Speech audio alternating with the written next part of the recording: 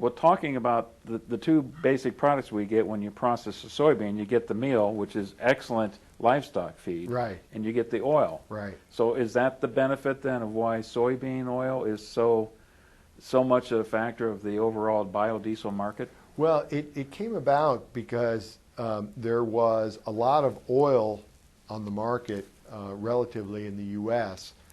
Because we produce a lot of soybeans and we have a large livestock industry.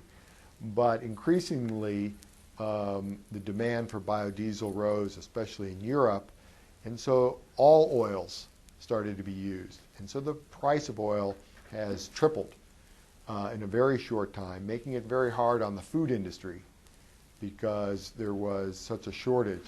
Again, the soybean oil is a fine feedstock and can be turned into biodiesel, but you have to have a market for your soybean meal, and so you need that complementarity. You need to have both a biodiesel plant or biodiesel use and a livestock market. In the U.S., we also have the whole food industry that buys soybean oil. So now the biodiesel industry was competing with the food industry for oil, and the food industry generally can pay more than for energy. So it made it difficult for the biodiesel industry to have just soybean oil. So now we see most plants being built, not necessarily being in the Midwest near the soybeans and soybean processing, being in other locations where they can access other feedstocks as well as soybean oil. Mm-hmm. Which one of the two products then was in the lead as far as the market was concerned, as far as demand for that product? Was it the meal or was it the oil? Absolutely the meal. I mean, that's why it's a brilliant crop in terms of the high quality protein and amino acid that it provides swine and poultry. And it was the rise of the poultry industry that really brought along the demand for soy protein and really expanded its use. And then we had this oil sitting there, and it was great. And it was a great ingredient in the growing food industry in the U.S. And so that was a perfect situation. Countries like Brazil and Argentina have much smaller livestock industries, and they don't have large, significant at all food industries. So they have to export their meal, export their oil. Now, for example, Argentina takes that oil and produces biodiesel and exports that oil, that biodiesel, to Europe. What would you say is the more efficient way to produce energy from the farm? Is it through ethanol products or is it through biodiesel? Yeah, that's a very good question. I wouldn't know which might be better, because certainly on the farm we see methane production from livestock waste being very good use, very efficient. We see wind generation occurring. That's got exciting potential, I'm sure, in certain locales, especially in the Southwest. Solar is going to have increasing potential.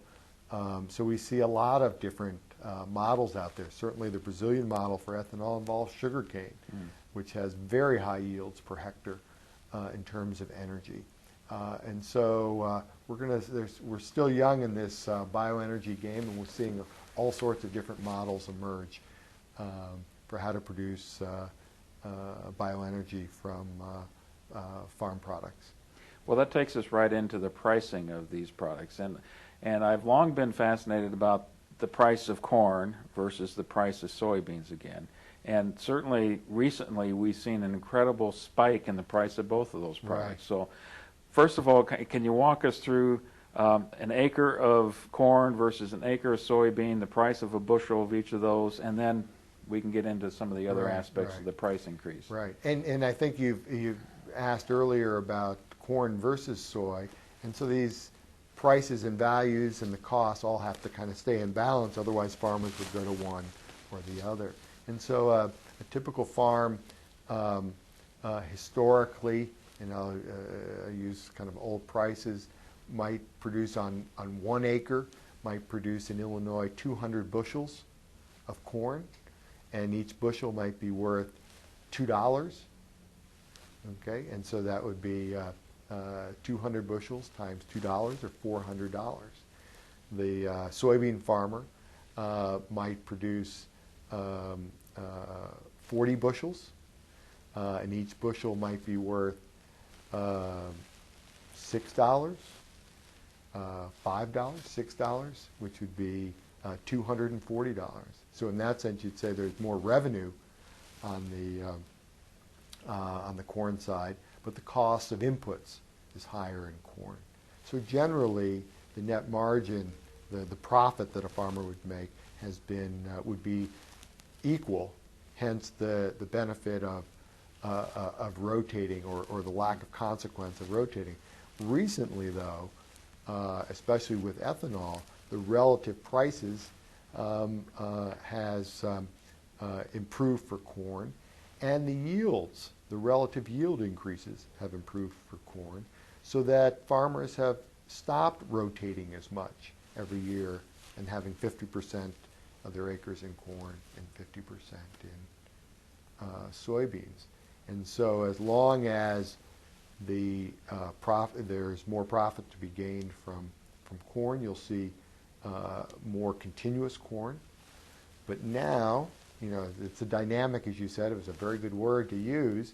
The cost of inputs has risen. So the cost of nitrogen fertilizer, which corn uses and soybeans don't, makes it very expensive. And the cost of other inputs related to corn, other fertilizers and seed and so forth, have risen, and so now soybeans are doing better relative to corn, and we have seen kind of not a reverse, but the trend has moved back, where we saw an increase in soybean acres and not such an increase in corn acres. You mentioned that the inputs for corn were higher, and that's why that balance could occur. Right. Inputs included, I guess, you mentioned fertilizer. Are there other inputs? Yeah, the fertilizer. Trying to think if corn, the corn seed has had an increasing number of genetically modified traits to fight insects and to fight weeds, so that you don't have to apply chemicals. And so the seed price relatively has gotten more expensive. So fertilizer and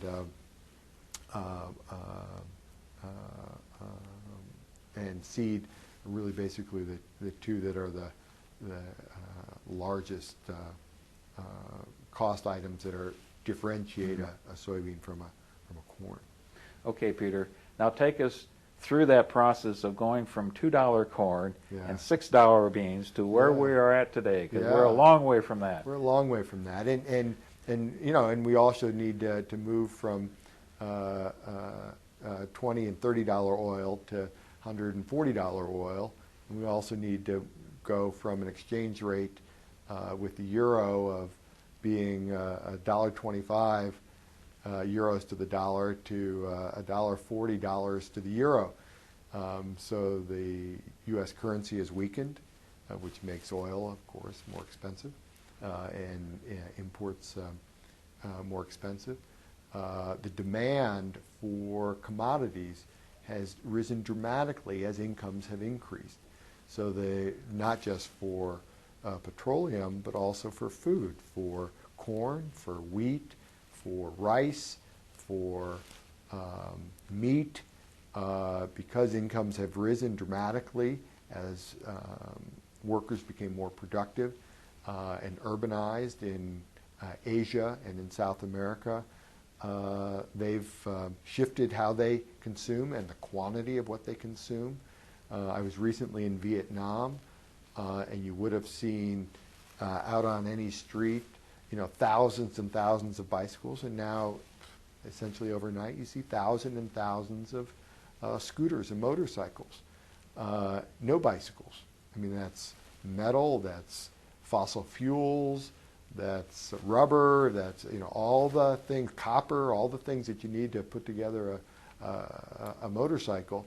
That transformation has occurred in very short order as these incomes have risen. Tremendous transformation. So, go ahead. So that demand has caused the demand for all commodities to rise. So walk us through the links then.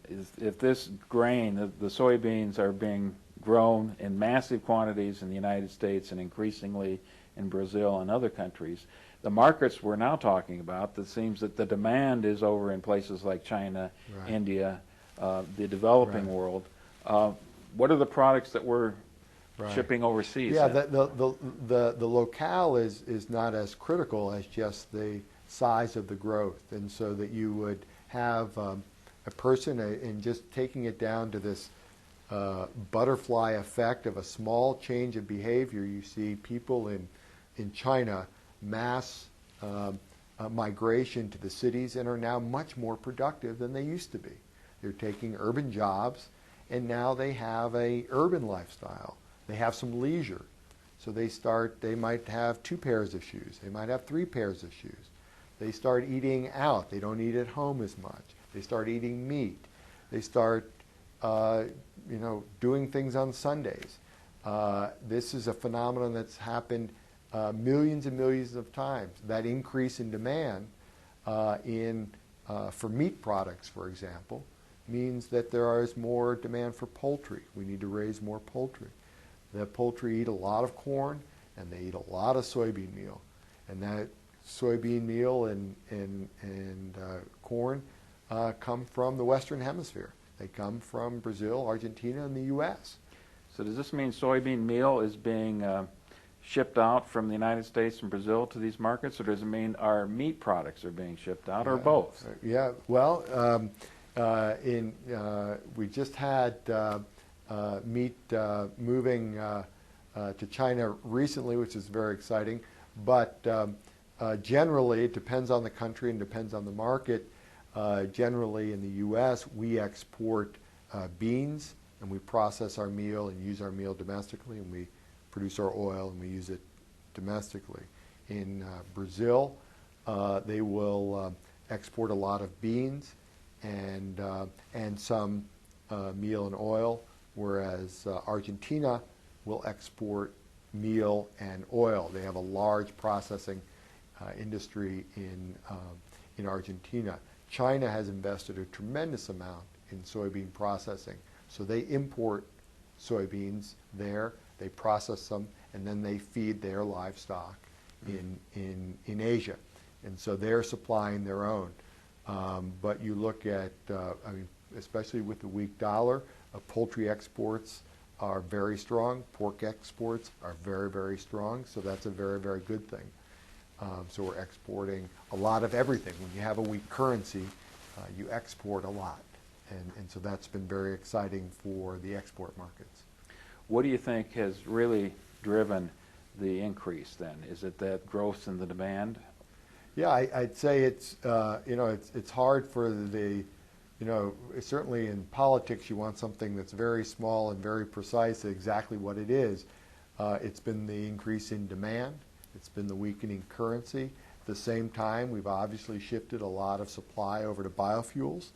And so that has created a new customer for our products. So all of those things have contributed to a spike in commodity prices. And then probably added into that, of course, is that it's the commodity markets have been a great investment.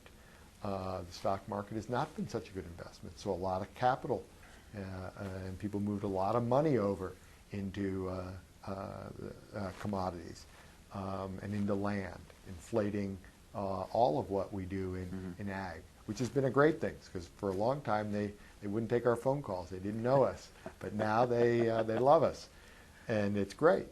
And so all those factors contribute to the rise. But now we see here in September '08, as the global economy slows, that prices are coming back. Well, you haven't mentioned specific prices, and I think to put it into context, we started at $2 corn. Right. Where did we peak at, and where are we at right Gosh, now? Probably an unfair question to a soybean guy. Yeah, no, $15, $16. We used to say beans in the teens, and we've definitely done that this year. And now they've pulled back, and that would be soybeans. And corn has been $8, $10, and that's been very, very exciting for corn producers as well. So it's been, but rice, wheat, wheat's pulled back now considerably, and I should point out that the high prices obviously are very, very good for farmers, and that's a very, very good thing for the world's farmers. But there's also a lot of consumers out there at the margin who are struggle to deal with high food prices, and so that's another very, very important issue.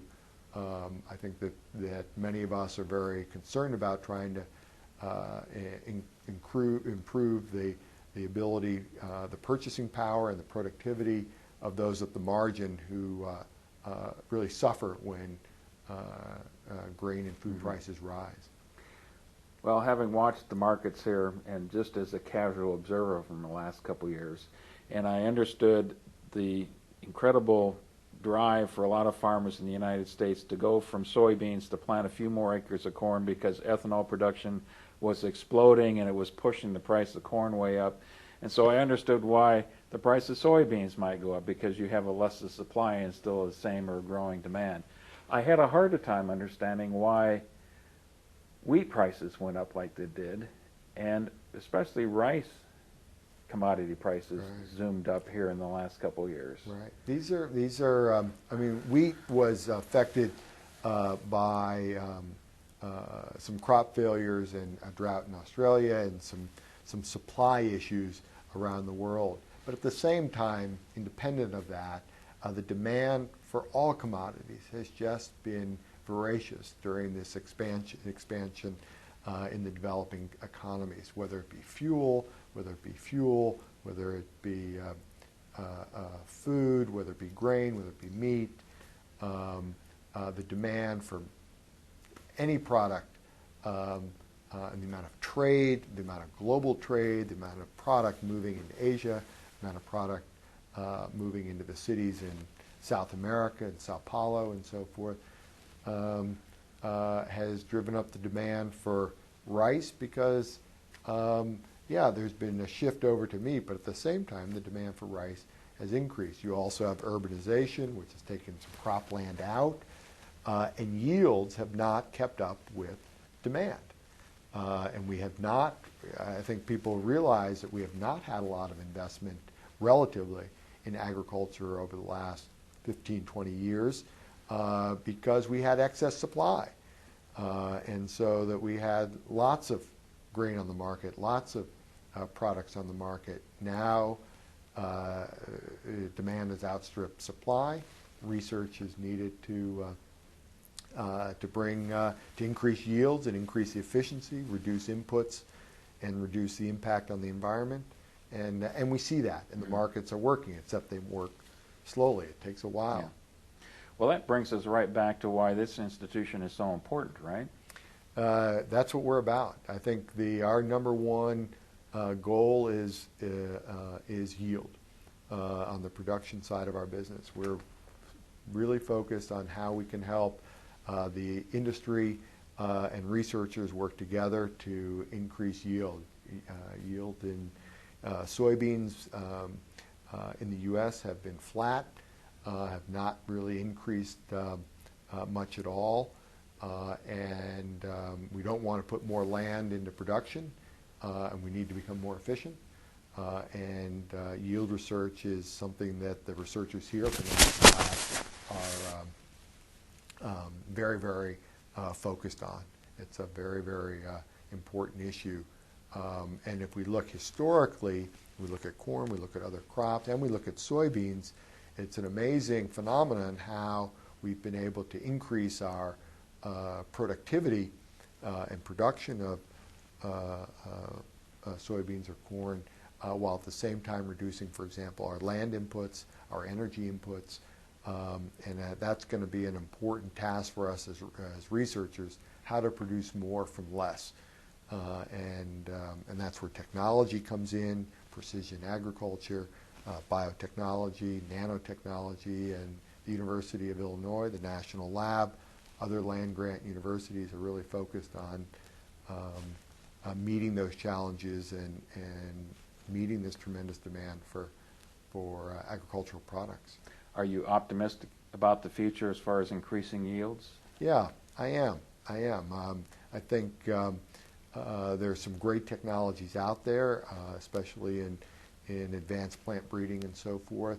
I think we've seen in other crops great strides being made. Our understanding of the soybean genome is increasing dramatically, and our ability to manage agronomics, meaning the inputs and fertilizer and soil quality and water management and so forth, are very exciting. And so I'm very optimistic that we're going to start to see significant improvements in yield.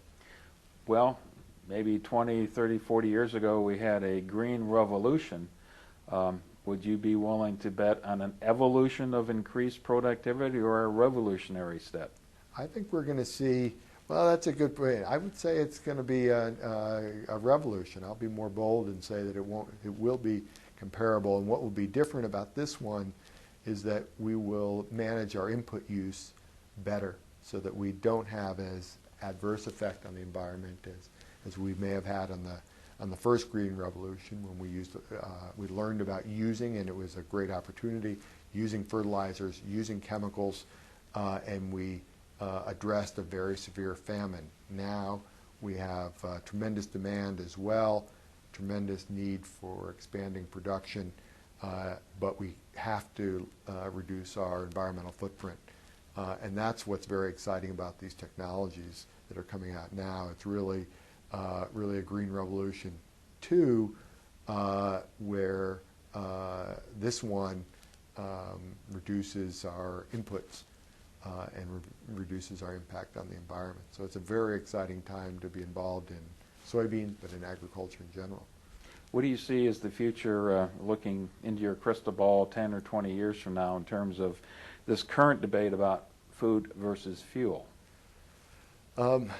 Yeah, I think we're going to learn a lot about fuel from bioproducts and what they can do and what they can't do. And as we do that, we're going to learn, and the markets are going to help us move to more efficient sources. And I think that's been, I think, part of what this process is about is learning. And people certainly criticize the corn ethanol business, but we've learned a lot, and we learned a lot from it without a relatively significant amount of investment. We've been able to use essentially the same farms and the same system to produce corn ethanol, and that's allowed us to understand liquid fuels better, understand the challenge of moving liquid fuels, and so that learning process is very helpful. And so as we move into more advanced fuels like butanol or cellulosic ethanol, or maybe other sources of maybe we'll shift totally from the use of agricultural products, except as when they're in a byproduct form, like wood waste or straw waste or something like that. But we're still very young in this in terms of really focusing our attention on biofuels and their efficiency and their appropriateness. And these are good questions to ask as we have tremendous demand for energy. At the same time, we have tremendous demand for food. And what it's causing us to do is to invest. And so for those of us in the research business, we'd say that's a very good idea. And so I think there's a lot we don't know yet and a lot we're learning. And I think certainly here at the University of Illinois, it's been great to be in the center of a lot of people thinking quite a bit about the bioenergy question, and so the future is going to be very exciting. So optimistic that there is going to be a long-term future in the use of biofuels. Yeah, I think that there is going to be a long-term future, but there's also probably going to be some other fuels that are going to come along, whether they be hydrogen or whether they be other alternatives, solar or wind. It'll probably be a portfolio of fuels as we learn to move it, store it. Those are some big challenges. And that's where this search process that we're in the middle of is all about, is trying to understand each one of them and see where they go and what do they mean, and our focused attention on the research side and the investors focusing their investment dollars is great. So it's an exciting time. We obviously need a more rational energy policy. We need a rational policy on climate change and our impact on the environment, and that's what we're working on, and that's what we're right in the center of. Yeah, right in the middle of a presidential campaign where all of these things are being discussed on a daily basis. Yeah, exactly. To kind of change gears just a little bit, the soy meal especially, is it more applicable, more conducive for a certain kind of livestock than others? Well, it's generally it's whether livestock require higher levels of protein or not. And so, so poultry and swine do quite well on it. The ruminants, like beef cattle and dairy cattle, require less protein. They're able to get protein from other sources, from forages, but they do well on it as well. The interesting new area relates to aquaculture, where there are a variety of species out there, and fish just in general are carnivores, from the old story of big fish eat little fish. So they eat fish, and transforming them over to vegetarian diets is a large undertaking, and a lot of research is going into that. And we find that inclusion of soy in a lot of fish diets has worked very, very well. And this has significant environmental benefits, and so that's kind of the new frontier. We're getting towards the end of here, and I wanted to close with a couple more broad questions for you. Let's start off with this one. What do you think is the most significant or transformative change that you've seen in agriculture and in soybean production in particular in the last 2 or 3 decades? The low-latitude soybean, the soybeans produced by the Brazilians to bring soybeans to areas that heretofore had not had broadacre agriculture in the low latitudes, the equatorial band. Now there can be soybean production in the equatorial band all around the world. What do you see as the future of a family farm in the United States? There's an emotional question. Yeah, no, I think it's very, very bright. I mean, I think we see very, very successful in the fishing farms and U.S. agriculture being very competitive, the use of technology. I see only great things. I mean, it's exciting to be here in Illinois, and in a great state that has some just tremendous farmers and who do a superlative job, whether they were here, no matter where they were. I mean, this is where farming is going to be. It's going to be here in the future, and they're going to do it. And it may look different because there's going to be all these technology involved. Lots of opportunities are out there, but we're definitely going to be in the center of things like we are now in the future. Let's say you had one of your students, bright young man or woman, who walks into your classroom and they come up to you after class and they say, "Professor, I'm really concerned about the future. If I've got a viable future going into agriculture, how do I increase my chance of being successful?" What would you tell them? Well, first of all, we are, if you're a young person coming out today, it's a great time. I mean, it is absolutely the greatest time. in agriculture. The demand for what we do couldn't be greater. So in any direction they were to turn, whether they went into industry, whether they went into farming, whether they went into niche products, whether they went into livestock, whether they went overseas, it's great. There's just a lot going on there.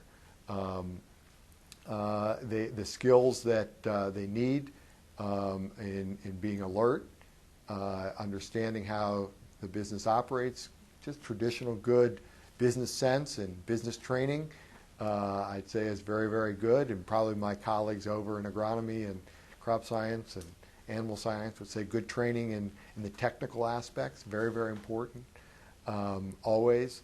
And so the training is out there, and the opportunities are just fabulous, and makes me happy every day to come to work and see all that's going on, and it's a great time to be an Aggie. Any final words of wisdom for us? Maybe something that you can distill in about 30 seconds? No, don't have anything. I think your last question kind of captured it, that the university it's sitting right at the center of things, and provides a lot of the research and groundwork for anyone who has ambition and really wants to get into agriculture at its production level, all the way through food and bioenergy and graduate work. We're right here, so it's a good place to be. Well, thank you very much, Peter. It's been a fascinating interview. It's kind of the confluence of science and agriculture and marketing, and the mysterious world of those things and how they mix together. Well, it's my pleasure. Thank you very much for your interest. Thank you.